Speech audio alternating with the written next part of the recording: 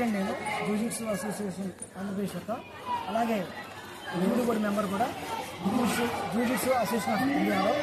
ఈరోజు మేము 5 రాష్ట్ర స్థాయి ఛాంపియన్షిప్ పూర్తి చేసుకొని 6వ రాష్ట్ర స్థాయి జూజిట్సు ఛాంపియన్షిప్ కాకినాడలోని ఇండియాల వెంకట్రావు కమ్యూనిటీ హాల్లో నిర్వహించడం జరిగింది. దీంట్లో దాదాపు 10 జిల్లాల నుండి 170 మంది పిల్లలు పాల్గొనడం జరిగింది. పూర్తిగా వచ్చేసి 300 పైన ఈవెంట్లు నిర్వహించడం జరిగింది. ఫైటింగ్ అండ్ నివాజ్ అనే కేటగిరీలో, పలువురు వెయిట్ కేటగిరీలో బాలబాలికలు పాల్గొనడం జరిగింది. ఇలాగే నేషనల్ స్టేట్లో ఎవరైతే మెడల్స్ తీసుకుంటారో ఫస్ట్ సెకండ్ ఇలా వీళ్ళు కేటగిరీ వైజ్గా నేషనల్ ఎక్కడైతే ఉత్తరాఖండ్లో నిర్వహించబోతుందో ఆ నేషనల్ ఛాంపియన్షిప్లో పాల్గొనడం జరుగుతుంది. దీంట్లో కంప్లీట్ మొత్తం సబ్ జూనియర్ ఛాంపియన్షిప్ జరుగుతుంది ఉత్తరాఖండ్లో.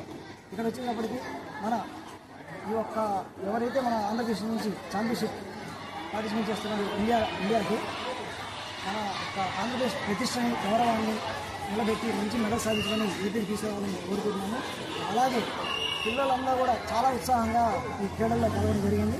దీనికి ఈరోజు మార్నింగ్ పంతల నానాజీ గారు ఎమ్మెల్యే గారు వచ్చి ఇనాగ్రేషన్ జరిగింది.